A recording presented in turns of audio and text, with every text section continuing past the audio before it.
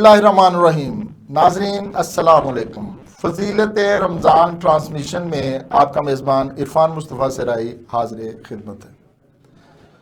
ناظرین، ارشاد باری تعالیٰ ہے، اے ایمان والو اللہ سے ایسے ڈرتے رہو جیسا کہ اس سے ڈرنے کا حق ہے، اور تمہاری موت صرف اسی حال پر ہے کہ تم مسلمان ہو اور تم سب مل کر اللہ کی رسی کو مضبوطی سے تھام لو اور تفرقے میں مت پڑو۔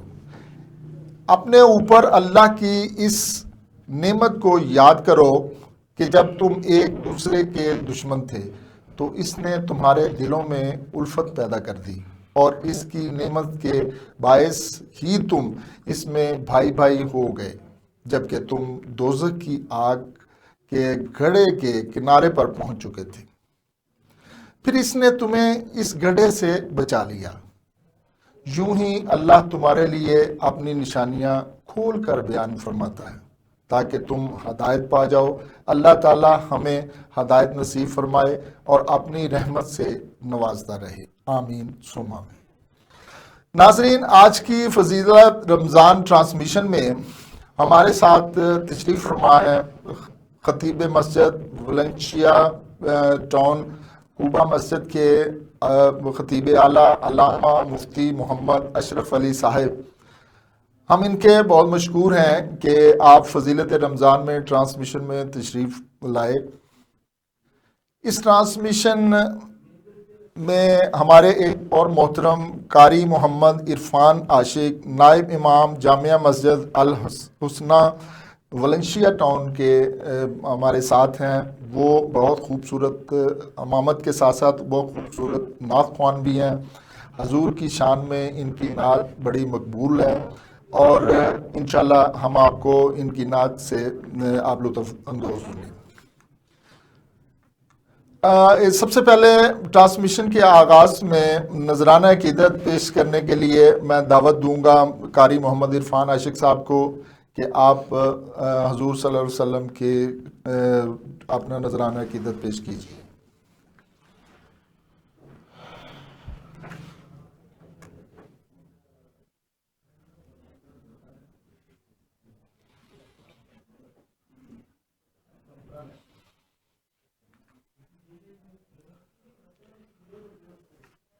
السلام علیکم ورحمۃ اللہ وبرکاتہ۔ حضرات محترم، آپ کا بہت شکریہ کہ آپ نے اپنے قیمتی وقت میں سے ہمیں بھی بلایا اور وقت عنایت فرمایا۔ رمضان المبارک کی مصروفیت کے باوجود بھی الحمدللہ آپ نے یہ کام جو شروع کیا ہے، اللہ تعالیٰ اس میں برکتیں بھی عطا فرمائے۔ ہمارا آنا بیٹھنا سننا سنانا اللہ تعالیٰ اپنی بارگاہ عالیہ میں قبول فرمائے۔ میں حمد باری تعالیٰ سے آغاز کروں گا انشاءاللہ، آپ سماعت فرمائیے گا، انشاءاللہ ایمان تازہ ہوگا۔ اللہ تعالیٰ ہمیں صحیح پڑھنے کی توفیق عطا فرمائے اور عمل کرنے کی بھی توفیق عطا فرمائے۔ بہت خوبصورت کلام ہے، میں شروع کر رہا ہوں۔ اللہم صلی علی محمد وعلی آل محمد کما صلیت علی ابراہیم وعلی آل ابراہیم انک حمید مجید۔ اللہم بارک علی محمد وعلی آل محمد کما بارکت علی ابراہیم وعلی آل ابراہیم انک حمید مجید۔ کس سے مانگیں کہاں جائیں کس سے کہیں، اور دنیا میں حاجت روا کون ہے۔ کس سے مانگیں کہاں جائیں کس سے کہیں، اور دنیا میں حاجت روا کون ہے۔ سب کا داتا ہے تو سب کو دیتا ہے تو، سب کا داتا ہے تو، سب کو دیتا ہے تو، تیرے بندوں کا تیرے سوا کون ہے؟ کون مقبول ہے، کون مردود ہے، کون مقبول ہے، کون مردود ہے، بے خبر کیا خبر تجھ کو کیا کون ہے؟ بے خبر کیا خبر تجھ کو کیا کون ہے؟ جب تلیں گے عمل سب کے میزان پر، جب تلیں گے عمل سب کے میزان پر، تب کھلے گا کہ کھوٹا کھرا کون ہے؟ کس سے مانگیں کہاں جائیں، کس سے کہیں، اور دنیا میں حاجت روا کون ہے؟ اولیاء تیرے محتاج اے رب کل، اولیاء تیرے محتاج اے رب کل، تیرے بندے ہیں سب انبیاء اور رسل، ان کی عزت کا باعث ہے نسبت تیری، ان کی پہچان تیرے سوا کون ہے؟ کس سے مانگیں کہاں جائیں، کس سے کہیں، اور دنیا میں حاجت روا کون ہے؟ حضرت انبیاء اولیاء اہل بیت نبی، انبیاء اولیاء اہل بیت نبی، تابعین و صحابہ پہ جب آ بنی، گر کے سجدے میں سب نے یہی عرض کی، گر کے سجدے میں سب نے یہی عرض کی، تو نہیں ہے تو مشکل کشا کون ہے؟ کس سے مانگیں کہاں جائیں، کس سے کہیں، اور دنیا میں حاجت روا کون ہے؟ اہل فکر و نظر جانتے ہیں تجھے، اہل فکر و نظر جانتے ہیں تجھے، کچھ نہ ہونے پہ بھی مانتے ہیں تجھے، اے نصیر اس کو فضل باری سمجھے، اے نصیر اس کو فضل باری سمجھے، ورنہ تیری طرف دیکھتا کون ہے؟ کس سے مانگیں کہاں جائیں، کس سے کہیں، اور دنیا میں حاجت روا کون ہے؟ جزاک اللہ، جزاک اللہ۔ آپ نے خوبصورت نعتیہ کلام پیش کر رہے تھے قاری محمد عرفان عاشق صاحب، ناظرین، ہم تقوی بارے سنتے ضرور ہیں مگر اس بارے جانتے نہیں۔ ہم علامہ مفتی اشرف علی صاحب سے یہ جاننے کی کوشش کریں گے کہ تقوی کیا ہے اور تقوی کیسے اختیار کیا جا سکتا ہے۔ علامہ مفتی صاحب۔ السلام علیکم ورحمۃ اللہ وبرکاتہ، نحمده ونصلی علی رسولہ الکریم، اما بعد۔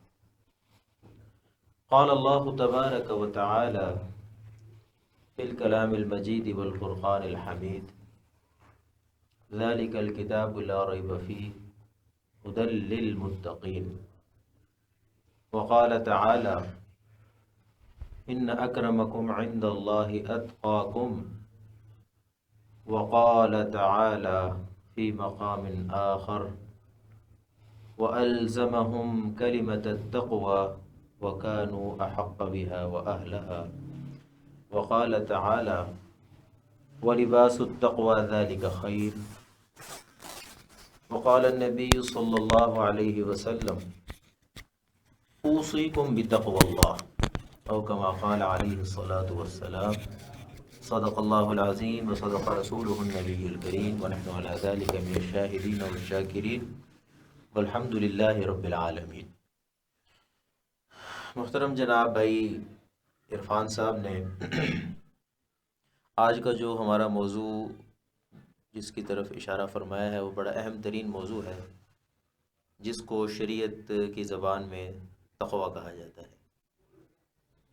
اور تقویٰ یہ ایک ایسی بنیادی چیز ہے کہ یہ تمام تر نیکیوں کی جو جڑ ہے، یا یہ کہہ لیں کہ جو خلاصہ ہے، وہ تقویٰ ہے۔ اور شروع میں اللہ تعالیٰ نے کتاب کو جو شروع فرمایا، یعنی قرآن پاک کو، اس کے شروع میں ہی اللہ تعالیٰ نے یہ بات ارشاد فرما دی ہے کہ ذالک الکتاب لا ریب فیہ، یہ وہ کتاب ہے، یہ وہ قرآن ہے، یہ وہ کلام ہے کہ جس میں ذرہ برابر بھی شک نہیں کیا جا سکتا ہے، اور نہ ہے ذرہ برابر بھی۔ ھدی للمتقین، اور یہ جو کتاب ہے، یہ جو قرآن ہے، یہ جو کلام ہے، یہ انہی لوگوں کے لیے ہدایت کا سبب بنے گی جو کہ متقی ہوں گے۔ یہ پہلی بات شرط ہے، یعنی اس کتاب سے، اس قرآن سے، اس کلام سے استفادہ وہی لوگ حاصل کر سکتے ہیں جو کہ متقی ہوتے ہیں، جن کے اندر تقوی اور طہارت ہوتا ہے۔ اگر ان کے اندر تقوی والی صفت نہیں ہے تو یہ کتاب، یہ کلام، یہ قرآن ان کو فائدہ نہیں دے گا۔ اس کی ایک آسان سی مثال آپ یوں سمجھیے کہ تقوی کا جو تعلق ہے نا، وہ انسان کے دل کے ساتھ ہے، مومن کے دل کے ساتھ ہے۔ تقوی اور طہارت کا جو تعلق ہے کہ انسان کے دل کے اندر اگر تقوی نہیں ہے، طہارت نہیں ہے، پاکیزگی نہیں ہے، دل اگر صاف نہیں ہے، تو یہ اللہ کا نور ہے، اللہ کا یہ کلام ہے، اور اللہ کا جو دین ہے، یہ جو بھی احکامات الہیہ ہیں، یہ اس میں نہیں آ سکتے۔ یعنی آپ یوں سمجھیں کہ اگر آپ کوئی بھی گندا برتن یا گندی تھیلی لے کر جائیں گے کوئی بھی سودا لینے کے لیے، تو اس میں کوئی بندہ بھی سامان یا دودھ یا دہی نہیں ڈالے گا۔ وہ آپ کو پہلے یہ کہے گا کہ بھئی یہ جو برتن ہے یہ گندا ہے، اس کو دھو کے صاف کر کے لے کے آؤ، پھر ہی ہم یہ اس میں پروڈکٹ جو بھی ہے اس میں ہم ڈالیں گے۔ ادروائز اس میں ہر بندہ وہ یہی لان تان کرے گا کہ یار یہ گندی چیز میں آپ صاف چیز کیوں خلط ملط کر رہے ہیں۔ بالکل بعینی ہی اس کی مثال آپ یہی سمجھیں کہ تقوی ایک پاکیزہ چیز ہے، اور وہ صاف دل میں ہی آئے گا۔ اور صاف دل سے مراد کیا ہے کہ اپنے دل میں سے سب سے پہلے ہم جو روحانی امراض ہیں، روحانی جو بیماریاں ہیں، جس میں آپ یہ کہہ لیں کہ کفر ہے، شرک ہے، بدعت ہے، منافقت ہے، کینہ ہے، بغض ہے، حسد ہے، یہ ساری وہ بیماریاں ہیں، یہ وہ امراض ہیں جو دل کے اندر پائی جاتی ہیں۔ یہ وہ گندگی ہے، یہ وہ غلاظت ہے جو دل میں ہے، جس کی گندگی کی وجہ سے یہ تقوی اندر نہیں آتا، یہ نورانیت اندر نہیں آتی۔ سب سے پہلے تو اپنے دلوں کو آپ پاک اور صاف کریں اس چیز سے، اس کے بعد پھر یہ تقوی اور طہارت اندر آئے گی۔ اب تقویٰ ہے کیا چیز؟ کون سی ایسی صفات ہیں جن کو اپنانے سے انسان متقی کہلائے گا؟ اس کی بہت ساری صفات اللہ تعالیٰ نے قرآن پاک کے اندر ذکر کی ہیں کہ یہ والی صفات آپ اپنائیں گے تو آپ متقی کہلائیں گے۔ اس کی 6 صفتیں تو اللہ تعالیٰ نے شروع میں ہی ذکر کر دی ہیں ہدی للمتقین کے بعد، کہ الذین یؤمنون بالغیب ویقیمون الصلاة ومما رزقناہم ينفقون والذین یؤمنون بما انزل الیک وما انزل من قبلک وبالآخرۃ هم یوقنون، کہ سب سے پہلے ایمان لانا غیب پر، یہ متقی کی پہلی صفت اور علامت ہے کہ وہ غیب پر ایمان کو مضبوط کرے۔ غیب پر ایمان لانے سے مراد سب سے پہلے اللہ تعالیٰ کی ذات، جن کو ہم نے نہیں دیکھا ہوا اور نہ ہم دیکھ سکتے ہیں۔ دنیا کی جو ہماری یہ آنکھ ہے، یہ اللہ تعالیٰ کی ذات کو دیکھنے سے قاصر ہے، ہم نہیں دیکھ سکتے۔ خود اللہ تعالیٰ فرماتے ہیں کہ لا تدرکہ الابصار وہو یدرک الابصار، کہ کوئی بھی دنیا کی جو آنکھ ہے وہ مجھے نہیں دیکھ سکتی، لیکن میں سب کو دیکھ رہا ہوں۔ پوری کی پوری کائنات میری نظروں سے اوجھل نہیں ہے، ہر ایک کو میں دیکھ رہا ہوں۔ ان اللہ سمیع بصیر، ہر ایک کو اللہ سن رہے ہیں اور دیکھ بھی رہے ہیں۔ تو پہلی صفت اللہ کی ذات پر کامل ایمان رکھنا، اللہ کی ذات پر بھی اور اللہ کی صفات پر بھی۔ صفات سے مراد یہ ہے کہ جتنے اللہ تعالیٰ کے صفاتی نام ہیں، اللہ سے جو سٹارٹ ہوتے ہیں، پھر الرحمن، الرحیم، الملک، القدوس، السلام، المؤمن، المہیمن، الصبور تک، یہ 99 اسماء مبارک بنتے ہیں۔ ان اسماء کی جتنے بھی مطالب یا مفہوم جو نکلتے ہیں، ان پر کامل ایمان رکھنا کہ اللہ اپنی پوری طاقت اور قدرت کے ساتھ موجود ہیں، جب چاہیں، جس طرح چاہیں، جیسے چاہیں، اللہ اپنی قدرت کاملہ کے ساتھ ویسے حالات پیدا کر سکتے ہیں۔ اور اللہ رب العزت کی ذات کو کوئی پوچھنے والا نہیں ہے۔ اللہ اپنی پوری طاقت اور قدرت کے ساتھ موجود ہیں، اور اللہ اپنی قدرت کا اظہار بعض دفعہ فرماتے بھی ہیں۔ ابھی آپ نے دیکھا ہوگا کہ چند دن پہلے موسم یکدم جو ہے وہ گرمی میں تبدیل ہو گیا تھا، حتیٰ کہ بعض علاقوں میں پنکھے بھی چلنا شروع ہو گئے تھے، گاڑیوں کے اندر اے سی چلنا شروع ہو گئے تھے۔ لیکن اب آپ دیکھیں کہ موسم نے کیسے کروٹ بدلی، پھر وہ جیکٹیں، وہ کوٹ اور وہ ساری چیزیں پھر آ گئی، حتیٰ کہ ابھی ہمارے اس پنجاب کے علاقے میں ایک علاقے میں اتنی زیادہ برف باری ہوئی کہ فصلیں تباہ ہو گئی۔ یہ وہ والی برف باری ہے کہ جو ناران کا غان اور وہ اوپر کے علاقوں میں، بالائی علاقوں میں ہوتی ہے۔ لیکن اللہ کی طاقت، اللہ کی قدرت، اللہ جب چاہیں، جیسے چاہیں، جہاں چاہیں، جس طرح کے چاہیں حالات پیدا کر سکتے ہیں۔ یہ ہمارا ایمان ہونا چاہیے۔ یہ متقی کی پہلی صفت اور علامت ہے کہ وہ اللہ کی ذات پر ایمان رکھے، اور ایمان بھی ایسا رکھے کہ ہم جو بھی اللہ حالات پیدا کر دیں، ہم اللہ کے اس فیصلے پہ راضی ہیں۔ ہمیں اس پر کوئی اشکال یا اعتراض نہیں ہونا چاہیے کہ ایسا اللہ نے کیوں کر دیا۔ بظاہراً ہمیں یہ نقصان نظر آ رہا ہے کہ جی فصلیں تباہ ہو گئی ہیں، کہ جی بارش ہونی نہیں چاہیے تھی، کہ جی بارش کیوں نہیں ہو رہی، کہ جی فلاں یہ یوں ہو گیا، فلاں جگہ ایسا ہو گیا۔ یہ اس طرح کے جو اعتراضات ہیں، یہ کمزور علامت ہوتی ہے ایمان کی، کہ اس بندے کا ایمان مضبوط نہیں ہے، اس کے اندر متقی والی صفت نہیں ہے۔ متقی کی صفت کی پہلی نشانی ہی اللہ نے یہ بیان کر دی ہے کہ الذین یؤمنون بالغیب، کہ وہ اپنے ایمان کو مضبوط رکھے، پکا ٹھکا ایمان ہو اللہ کی ذات پر مکمل۔ اور ایمان کیسا ہونا چاہیے کہ حضور اکرم صلی اللہ علیہ وسلم نے ایک حدیث فرمائی کہ جس میں اللہ تعالیٰ نے یہ ارشاد فرمایا حضرت داؤد علیہ السلام کو کہ اے داؤد، کہ یہ جو لوگ ایمان والے جو لوگ ہوتے ہیں، اگر یہ ایک رائی کے دانے کے برابر بھی ان کا ایمان مضبوط ہو کہ جو کچھ بھی کرنے والی ذات ہے وہ اللہ کی ذات ہے، اللہ کے سوا کوئی کچھ بھی نہیں کر سکتا، یہ ایمان اگر مضبوط ہو جائے اور انسان کے دل میں یہ بات پیدا ہو جائے، تو فرمایا اللہ رب العزت نے کہ تم سمندروں کے اوپر اپنے گھوڑوں کو چلا دو، تم خود بھی اس سمندروں یا دریاؤں کے اوپر چلنا شروع کر دو، تو اس سمندر کی، اس دریا کی مجال نہیں کہ تمہیں ڈبو کر دکھا دے، بشرطے کہ تمہارا ایمان کامل ہو۔ چنانچہ صحابہ اکرام کے اندر ایسا ایمان تھا کہ انہوں نے اپنے گھوڑوں کو دریاؤں کے اندر بھی ڈال دیا تھا اور دریا بھی پار کر گئے تھے۔ صرف ان دریاؤں کو پار کرنے کے بعد آنا جانا بھی ہو گیا اور ان گھوڑوں کے صرف کھر گیلے ہوئے تھے، کھر نیچے والے جو پاؤں ہوتے ہیں، پاؤں کا جو نچلا حصہ ہوتا ہے، ڈوبے نہیں وہ، کیونکہ ان کا ایمان مکمل تھا، مضبوط تھا، متقی تھے وہ لوگ، اور ایمان بالغیب کے اندر ان کی، اس میں تفصیل تو بہت لمبی ہے، ہم مختصراً عرض کریں گے۔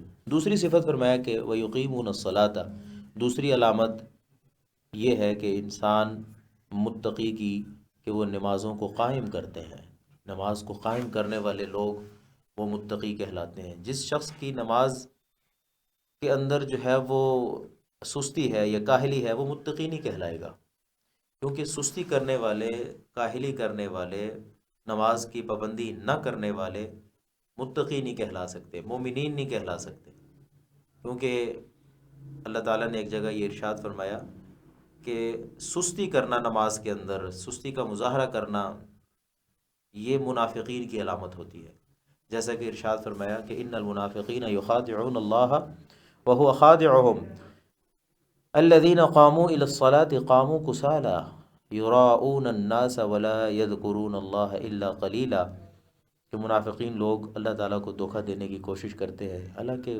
خود اپنے آپ کو دھوکے میں ڈالے ہوئے ہیں۔ پہلی علامت ان کی یہ ہوتی ہے کہ الذین قاموا الی الصلاة قاموا کسالی، کہ وہ نمازوں کا جب ارادہ کرتے ہیں یا نماز پڑھنے کی جب نیت کرتے ہیں یا نماز جب پڑھنے لگتے ہیں تو انتہائی سستی کا مظاہرہ کرتے ہیں، تھکے ہوئے جسم کے ساتھ، لاغر جسم کے ساتھ، کمزور جسم کے ساتھ، کبھی کرسی پہ بیٹھ رہے ہیں، کبھی جناب نیچے زمین پہ بیٹھ رہے ہیں، کبھی ادھر الٹ پلٹ ہو رہے ہیں، کبھی دوسری طرف الٹ پلٹ ہو رہے ہیں، کبھی سستی کے جی بعد میں پڑھ لیں گے جی، ہم بعد میں پڑھ لیں گے جی، یوں کرتے کرتے نماز کو قضا کر دیتے ہیں۔ یہ متقی کی علامت نہیں ہے، یہ منافقین کی علامات میں سے ہے کہ وہ نمازوں میں سستی کرتے ہیں۔ اور اسی طریقے سے فرمایا کہ تیسری علامت متقی کی وَمِمَّا رَزَقْنَاهُمْ يُنْفِقُونَ، کہ متقی کی ایک علامت یہ ہے کہ وہ اللہ کے دیے ہوئے رزق میں سے اللہ کی راہ میں وہ خرچ کرتے ہیں۔ یہاں پر ایک چیز اللہ رب العزت نے سمجھائی ہے، اشارہ ہے اس بات کی طرف کہ مما رزقناہم ينفقون، جو کچھ ہم نے تمہیں دیا ہے ہمارے دیے ہوئے میں سے اللہ کی راہ میں وہ خرچ کرتے ہیں۔ کیا مطلب ہے اس بات کا؟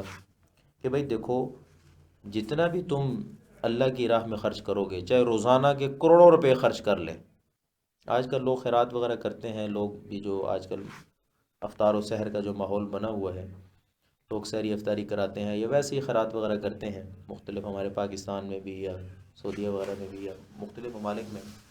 تو اللہ رب العزت نے یہاں پر ایک بات کی طرف اشارہ فرمایا کہ بھئی جتنی بھی تم خیرات کر لو، جتنا بھی تم میرے راہ میں خرچ کر لو، یاد رکھو یہ بات کہ یہ جو کچھ تم خرچ کر رہے ہو یہ میری ذات پر کوئی احسان نہیں کر رہے تم، یہ تمہیں میں نے ہی دیا ہوا ہے، میرے دیے ہوئے میں سے ہی تم خرچ کر رہے ہو۔ تم جب دنیا میں آئے تھے تم ننگے تڑنگے تھے، کچھ بھی نہیں تھا تمہارے پاس، تمہیں دنیا میں جب تم آئے محتاج تھے بالکل، تمہیں لباس، کھانا پینا، تمہیں جوانی، تمہیں مضبوطی، تمہیں کاروبار، بزنس، ہر چیز جب تم کمانے کے قابل ہوئے، اب تم یہ کیسے دعویٰ کر سکتے ہو کہ جی یہ میرا ہے؟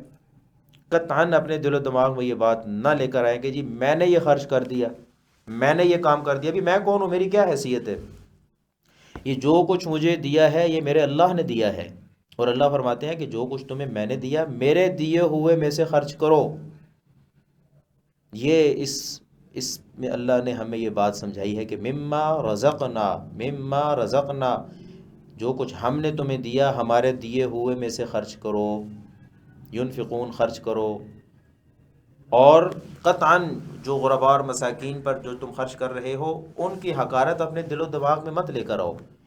بعض دفعہ لوگ خرچ کرتے ہیں اور ان کو ڈی گریڈ سمجھتے ہیں، جو سامنے جن کے اوپر خرچ ہو رہا ہوتا ہے کہ جی یہ کمزور ہیں، ضعیف ہیں، تو ہم نے احسان کیا، ان کو کپڑا لے کے دے دیا، کھانا لے کے دے دیا یا کچھ ایسا۔ فرمایا کہ یہ اپنے دل و دماغ میں بھول کر بھی کسی جگہ بھی یہ بات مت لے کر آؤ، بلکہ ان لوگوں کا احسان سمجھو کہ ان کو اللہ نے سبب اور ذریعہ بنایا ہے، آپ کے مال کو اللہ نے قبول کیا اور وہ ان پہ خرچ ہو رہا ہے۔ یہ اس پہ بھی بہت لمبی تفصیل ہے، میں مختصراً عرض کروں گا اس میں۔ اور اس میں ایک چیز اور ہے کہ مما رزقناہم ينفقون میں اشارہ ہے اس بات کی طرف کہ جو بھی صلاحیت اللہ نے آپ کو دی ہے، بعض لوگ ایسے ہیں کہ جن کے پاس مال نہیں ہے، اب ہر بندہ مال تھوڑی خرچ کر سکتا ہے، مال مال تو وہی خرچ کرے گا جو مالدار ہوگا، جو مالدار نہیں ہے وہ کیا کرے؟ وہ بھی متقی بن سکتا ہے۔ فرمایا کہ مما رزقناہم ينفقون، وہ اپنی ہر ایک صلاحیت کو، جیسا کہ بھائی عرفان صاحب ہیں، ان کو اللہ نے صلاحیت دی ہے بولنے کی اور میڈیا میں بات کرنے کی۔ ہمارے قاری صاحب نے ابھی نعت پڑھی، ان کو اللہ نے نعت میں جو ہے وہ صلاحیت دی ہے۔ مجھے یہ ٹوٹے پھوٹے الفاظ بولنے کی اللہ نے صلاحیت دی ہے۔ جس شخص کو اللہ تعالیٰ نے جو صلاحیت دی ہوئی ہے، اللہ یہ فرما رہے ہیں کہ میری دی ہوئی صلاحیت کو میرے راستے میں خرچ کرو، یعنی دین کی سربلندی کے لیے خرچ کرو۔ یعنی تمہارے جتنے بھی تمہارے اندر جو صلاحیت ہے، اس صلاحیت کو تم ایسے استعمال کرو کہ جو تمہارے لیے اخروی بھی فائدہ مند ہو، تمہاری آخرت بھی بنائے، اور اس کے ساتھ ساتھ میری رضا کا سبب بنے۔ جائے کہ تمہاری جو صلاحیتیں ہیں وہ ایسے استعمال ہوں کہ جو اللہ کی ناراضگی کا سبب بنے، وہ ایسے استعمال ہوں جو لوگوں کے نقصان کا سبب بنے، پریشانی کا سبب بنے۔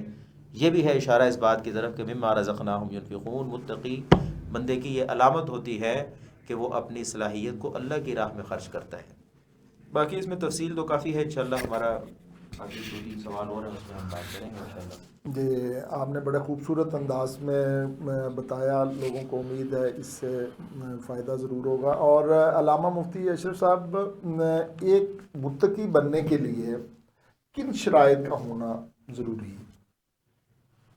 جی، یہ بڑا اہم اور بڑا خوبصورت سوال ہے۔ اچھا، اس کا بھی حل اللہ نے قرآن میں بتایا ہے۔ اب افسوس کی بات یہ ہے کہ ہر چیز کا حل اللہ نے قرآن میں بیان کیا ہے۔ وہ ہماری بدقسمتی ہے کہ ہم قرآن کو نہ سمجھتے ہیں، نہ سیکھتے ہیں، نہ پڑھتے ہیں، نہ سنتے ہیں، نہ کبھی اس کے لیے ٹائم نکالتے ہیں۔ ہر چیز کا حل اللہ نے بیان کیا ہے۔ دیکھیں جی، اس وقت جو ہمارے لیے جو موجودہ جو ہمارے اس وقت جو مسلمان ہیں یا مومنین ہیں، جو بھی ہیں، قرآن جب اترا تھا نا، تو قرآن پاک کا جو نزول تھا وہ صحابہ اکرام کے سامنے ہوتا تھا، اور صحابہ اکرام کے سامنے آیات اترتی تھیں، احکامات اترتے تھے، اور رسول اکرم صلی اللہ علیہ وسلم جب تلاوت فرماتے تھے تو براہ راست صحابہ اکرام رضوان اللہ تعالی علیہم اجمعین وہ سنتے تھے، اور صحابہ اکرام رضوان اللہ تعالی علیہم اجمعین سیکھتے تھے، سمجھتے تھے، جو بات نہیں سمجھ آتی تھی پھر سیکھتے تھے۔ یا رسول اللہ، یہ بات ہمیں سمجھ میں نہیں آ رہی، آپ ان کو سمجھاتے، پریکٹیکل سمجھاتے، پھر آپ علیہ الصلوۃ والسلام صحابہ اکرام کو عمل کر کے بھی دکھاتے کہ ایسے نہیں، ایسے کرو۔ بہت ساری ایسی چیزیں ہیں، نماز کے مسائل ہو گئے یا وضو کے مسائل ہو گئے یا کوئی بھی ایسی چیز۔ تو جب یہ چیز صحابہ اکرام نے سیکھ لی تو صحابہ اکرام کے اندر وہ تمام تر صفات آ گئیں جو ایک متقی میں ہونی چاہیے۔ ٹھیک ہے؟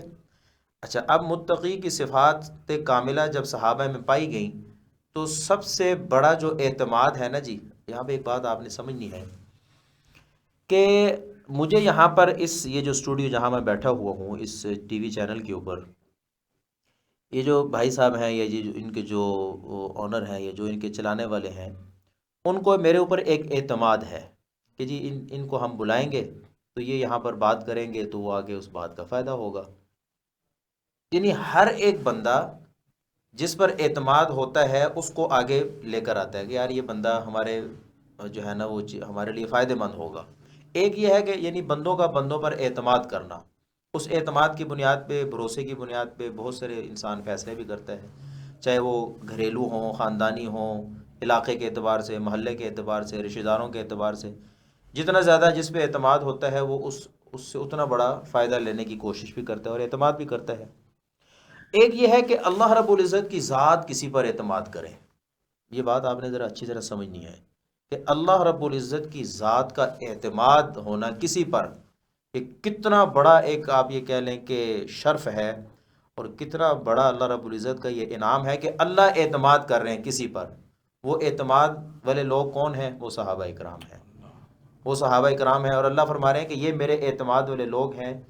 اب کیا فرمایا آگے چل کے اللہ نے اسی سپارے کے شروع میں، اسی سورت کے شروع میں کیا فرمایا کہ بھئی دیکھو، اذا قیل لهم آمنوا کما آمن الناس قالوا انؤمن کما آمن السفہاء الا انہم هم السفہاء ولکن لا یعلمون، کہ یہ جو منافقین یا جو کفار یا جو مشرکین تھے، اللہ رب العزت نے ان کو فرمایا کہ بھائی ان کی طرح ایمان لے کرو جس طرح یہ لوگ ہیں، یعنی صحابہ کرام، کیونکہ انہوں نے اپنے اندر یہ تمام تر تقوی والی صفات اپنے اندر پیدا کر لی ہیں، مجھ اللہ کو ان پہ پورا اعتماد ہے، لہٰذا تم ان کی طرح ایمان لاؤ۔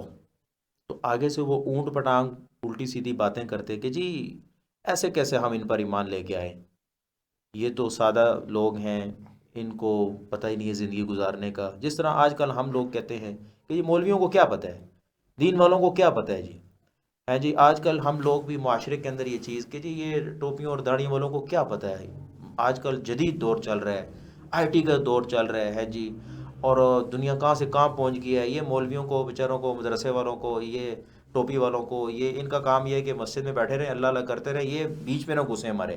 یہ لوگ اس وقت بھی تھے اور وہ یہی کہتے تھے کہ انؤمن کما آمن السفہاء، کہ ہم ان کی طرح ایمان لے کے آئیں جو نعوذ باللہ ذہنی طور پہ مفلوج ہیں، ان کو پتہ ہی نہیں زندگی گزارنے کا۔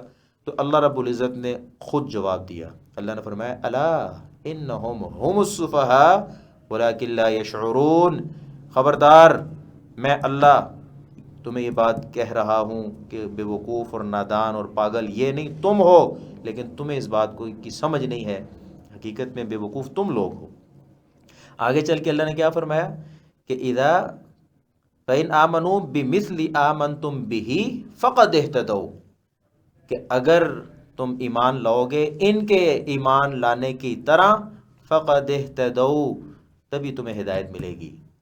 دیکھیں نا کیا فرمایا شروع میں، ھدی للمتقین، کہ یہ کتاب متقی کے لیے ہدایت ہے، اور اب متقی کے لیے ہدایت کا سامان، اب ظاہر سی بات ہے ہم نے متقی بننا ہے تو اللہ نے اس کا حل بتا دیا کہ ان کے بتائے ہوئے راستے پہ چلو، ہے جی۔ فَإِنْ آمَنُوا بِمِثْلِ مَا آمَنْتُمْ، تم اپنا ایمان ان کی طرح کا بناؤ، فَقَدْ اهْتَدَوْا، تو تم پورے پورے ہدایت یافتہ مل جائے گی تمہیں۔ یہ ایک آسان حل ہے۔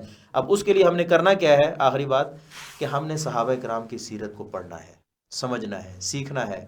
ہمارے نوجوان صحابہ کرام کی سیرت کو پڑھیں، سیکھیں، سمجھیں، اور ہماری بچیاں گھروں میں صحابیات کی زندگی کو پڑھیں، خود بخود ہم متقی بنتے چلے جائیں گے۔ اللہ تعالیٰ ہمیں عمل کی سمجھ کی توفیق عطا فرمائے جی۔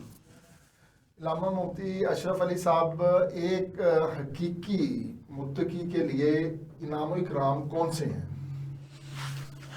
دیکھیں جی، اس کا بھی اللہ تعالیٰ نے ہی قرآن پاک میں بیان فرمایا ہے کہ متقی کے لیے انعام کیا ہے۔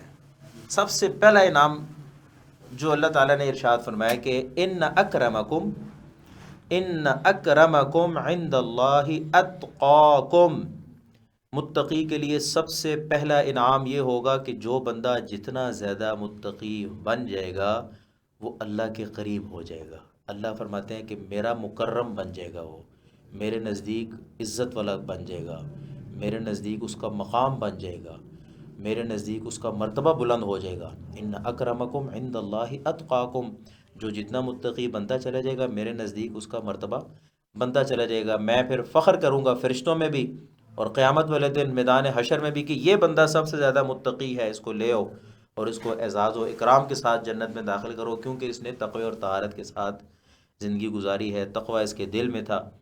ٹھیک ہے جی، تو یہ مطلب جو ہے نا پہلا انعام تو یہ ہے۔ دوسرا انعام کیا فرمایا، ان للمتقین مفازا حدائق واعنابا وکواعب اترابا وکأسا دہاقا، یہ پورا ایک رکوع ہے کہ متقی کے لیے اللہ نے فرمایا کہ بڑی کامیابی ہے، اس کے لیے جنت کے باغات ہیں، اور اس کے لیے وہاں کے انعامات ہیں، اور اس کے لیے عزتیں ہیں، اور اس کا اکرام کیا جائے گا دنیا میں بھی اور آخرت میں بھی۔ ہم اس کو پرسکون زندگی عطا کریں گے، کسی قسم کی پریشانی سے اس کو دوچار نہیں ہونے دیں گے، اور مزے کی زندگی وہ گزارے گا۔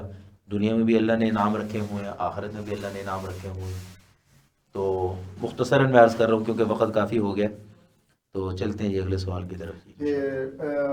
علامہ صاحب، ماہ رمضان میں بالخصوص اور رمضان کے علاوہ بالعموم قرآن پاک کا آغاز کیسے کرنا چاہیے اور اس کے آداب کیا ہیں؟ جی بسم اللہ، یہ بھی بڑی اہم ترین بات ہے قرآن پاک کی تلاوت کے آداب اور اس کے حوالے سے کہ دیکھیں جی، قرآن پاک کے متعلق ہم نے گزشتہ پروگرام میں بھی یہ بات عرض کی تھی کہ یہ کلام اللہ ہے، یعنی اللہ کی ذات سے یہ نکلا ہے، یہ کوئی معمولی کلام نہیں ہے، اور اس کے آداب بھی بہت زیادہ ہیں۔ اس میں دیکھیں جی، سب سے پہلے نمبر پہ تو پاک صاف ہونا چاہیے، کیونکہ اللہ نے خود قرآن پاک میں یہ ارشاد فرمایا کہ لا یمسہ الا المطہرون تنزیل من رب العالمین، کہ اس کو ناپاکی کی حالت میں، بے وضو کی حالت میں یا ناپاکی کی حالت میں ہاتھ بھی لگاؤ نہ لگاؤ، چھو تک بھی نہیں، کیونکہ یہ اللہ کی طرف سے نازل کردہ کلام ہے۔ اور اسی طریقے سے فرمایا کہ جب اس کو آپ پڑھنے کے لیے بیٹھے تو کوشش یہ کریں کہ اس کے جو حروف کی ادائیگی اور جو مخارج ہیں ان کو سیکھیں، پہلے سیکھیں، کیونکہ بعض دفعہ ایسے ہوتا ہے کہ حروف کی ادائیگی یا زبر زیر کی غلطی کی وجہ سے معنی بھی بگڑ جاتا ہے، معانی بھی بگڑ جاتے ہیں۔ تو اس کا جو ہے نا، اگر قصدن ایسا ہو خدا نہ خواستہ معنی بگڑ جائے تو انسان کفر کی حالت میں چلا جاتا ہے۔ تو اس کو اچھی طرح سیکھنا بھی چاہیے، اور اسی طریقے سے جو ہے نا آداب کی رعایت رکھتے ہوئے بالکل خاموشی کے ساتھ، یہ نہیں کہ ہم جو ہے نا وہ اچھا ایک چیز اور یہاں پر عرض کرتا چلوں کہ یہ جو موبائل ہے نا جی، موبائل آج کل ہمارے ہاں موبائلوں کے اندر قرآن پاک ہوتے ہیں، اور ہم مطلب اس کی تلاوت تو عموماً مساجد میں ہم نے دیکھا جو لوگ کر رہے ہوتے ہیں، یہ قرآن پاک کی بے ادبی ہے۔ اس کی وجہ یہ ہے کہ اس موبائل کے اندر اور بہت ساری مطلب خرافات چل رہی ہوتی ہیں، ہم دیکھ رہے ہوتے ہیں۔ تو اس کے اندر اگر ہم قرآن پاک کو بیچ میں ایڈ کر دیں گے، اس میں وہ آداب دیکھیں جی، ایک جملہ مجھے بار بار یاد آتا ہے کہ با ادب با نصیب اور بے ادب بے نصیب۔ جو جتنا ادب اور احترام کے ساتھ کہ یہ میرے اللہ کا کلام ہے، کہ یہ میرے اللہ کا کلام ہے، جو جتنا ادب اور احترام کے ساتھ اس کو کرے گا اتنا ہی وہ اس سے مستفید ہو سکے گا، اور جتنا وہ آداب کی رعایت نہیں رکھے گا وہ اس سے مستفید نہیں ہو سکے گا۔ اور اسی طریقے سے جو ہے نا اس کی تلاوت کا جو حق ہے نا، حق اپنا محدثین نے اور مفسرین اور علماء کرام نے یہ لکھا ہے کہ قرآن پاک کو ایک سال میں 2 مرتبہ مکمل کرنا یہ قرآن پاک کا حق ہے۔ جس نے سال میں 2 مرتبہ اس کی تکمیل نہیں کی اس نے قرآن پاک کا حق ادا نہیں کیا، اور قیامت والے دن یہ قرآن اپنے حق کے بارے میں جھگڑا کرے گا اور اللہ سے یہ کہے گا کہ اے اللہ، اس شخص نے میرا حق ادا نہیں کیا، مجھے اس سے میرا حق لے کے دو۔ تو اب آپ اندازہ لگائیں کہ وہاں کتنی بڑی پریشانی ہو جائے گی۔ اور اللہ کے نبی علیہ الصلوۃ والسلام ان لوگوں کے بارے میں کیا کہیں گے کہ جنہوں نے قرآن پاک کو دیکھا تک بھی نہیں، پڑھا تک بھی نہیں۔ فرمایا کہ وقال الرسول یا ربی ان قومی اتخذوا هذا القرآن مہجورا، اے میرے اللہ، یہ اللہ کے نبی علیہ الصلوۃ والسلام کہیں گے کہ اے میرے اللہ، یہ میری قوم کے وہ لوگ ہیں کہ جنہوں نے قرآن کو پس پش ڈال دیا تھا، قرآن کی تلاوت نہیں کی، قرآن کو پڑھا نہیں، قرآن کا حق ادا نہیں کیا، یہ میری قوم کے وہ لوگ ہیں۔ تو قرآن پاک کی تلاوت کرنا، قرآن پاک سے محبت کرنا۔ ایک آخری بات کر کے بات ختم کرتا ہوں کہ قرآن پاک کے ساتھ محبت کرنے والے لوگ کیسے کیسے گزرے۔ امام ابو حنیفہ رحمہ اللہ تعالیٰ کے بارے میں آتا ہے کہ یکم رمضان سے لے کے چاند رات تک جو صبح عید آتی تھی، 29 یا 30 جو دن بنتے تھے، 60 یا 61 قرآن پاک کی تکمیل فرماتے تھے وہ مکمل۔ اب لوگ کہتے ہیں کہ جی ایسے کیسے ہو سکتا ہے؟ دیکھیں جی، جو اللہ والے ہوتے ہیں، جو اللہ کے لیے کام کرتے ہیں نا، اللہ ان کی اوقات میں برکت ڈال دیتے ہیں، وہ بہت سارا کام تھوڑے سے ٹائم میں کر دیتے ہیں۔ ٹھیک ہے جی، قرآن پاک کی تلاوت۔ امام شافعی رحمہ اللہ کے بارے میں آتا ہے کہ وہ ایک دفعہ حج جب انہوں نے ادا کیا تو انہوں نے مدینہ منورہ کا سفر کیا، تو اس دوران مدینہ منورہ کا جو سفر تھا وہ گھوڑے پہ ہوتا تھا یا خچر پہ یا اونٹ پہ یا پیدل ہوا کرتا تھا۔ اب وہ پیدل سفر کرتے ہیں، بیچ میں جو پہاڑی سفر ہے، اتار چڑھاؤ بھی ہے، سختی بھی ہے، کافی مطلب دقت ہے، انسان تھک جاتا ہے۔ تو 16 دن مسلسل سفر رہا، دن رات رکے، ٹھہراؤ کیا، خیمے لگائے، پھر آگے چلے۔ آپ کو پتہ ہے سفر، یہ تو آج کل اتنی سہولت ہونے کے باوجود انسان تھک جاتا ہے، اور وہ والا سفر کیسا سفر ہوگا؟ تو ایسے سفر کرنے کے بعد 16 دن کے بعد وہ مدینہ منورہ پہنچے، اور جب 16 دن کے بعد مدینہ منورہ پہنچے تو 16 مرتبہ قرآن پاک کی تکمیل ہو چکی تھی۔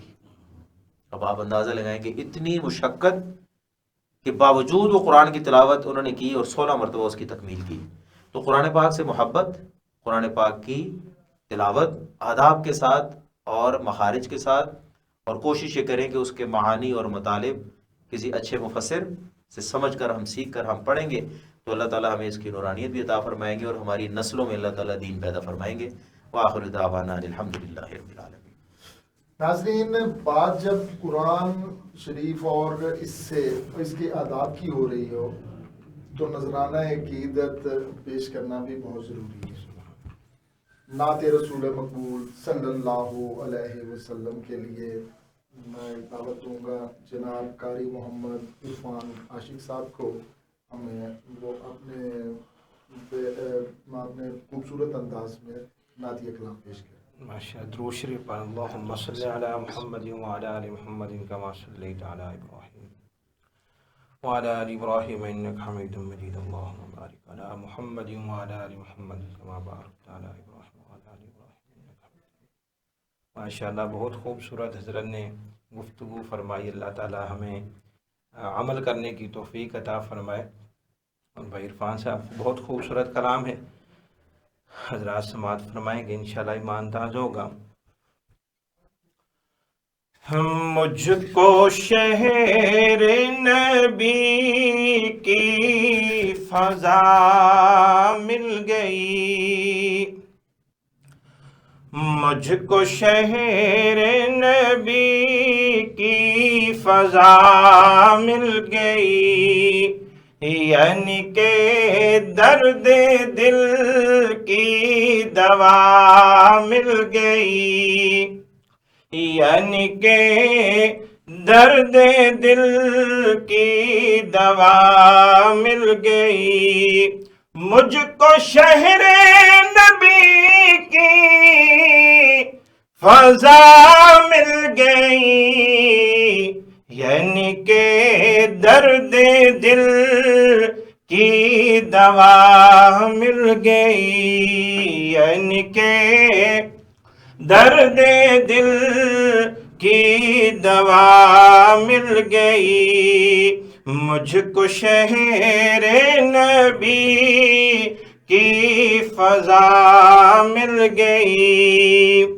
ہم مدینے میں پہنچے تو ایسے لگا، ہم مدینے میں پہنچے تو ایسے لگا جیسے پردیسیوں کو پناہ مل گئی، جیسے پردیسیوں کو پناہ مل گئی، یعنی کہ درد دل کی دوا مل گئی، یعنی کہ درد دل کی دوا مل گئی. مجھ کو شہر نبی کی فضا مل گئی. بہت خوبصورت شعر. مسکن مصطفیٰ حجرائے عائشہ، مسکن مصطفیٰ حجرائے عائشہ، ماں کے دشمن کو کیسی سزا مل گئی، ماں کے دشمن کو کیسی سزا مل گئی، یعنی کہ درد دل کی دوا مل گئی. مجھ کو شہر نبی کی فضا مل گئی. آنکھ مخمور ہے دل بھی مسرور ہے، آنکھ مخمور ہے دل بھی مسرور ہے، سبز گنبد کی ٹھنڈی ہوا مل گئی، سبز گنبد کی ٹھنڈی ہوا مل گئی، یعنی کہ درد دل کی دوا مل گئی. مجھ کو شہر نبی کی فضا مل گئی.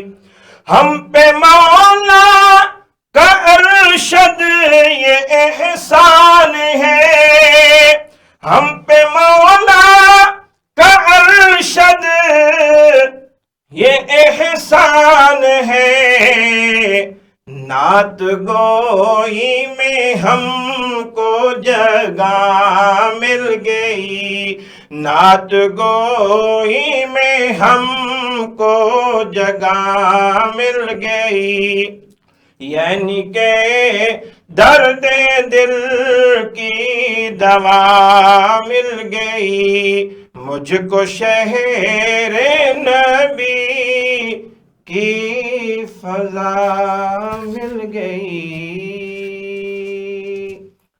ناظرین، اس خوبصورت کلام کے ساتھ فضیلت رمضان کی آج کی ٹرانسمیشن کا اختتام ہوتا ہے. اپنے میزبان عرفان مصطفیٰ صحرائی کو اجازت دیجیے. اللہ نگہبان.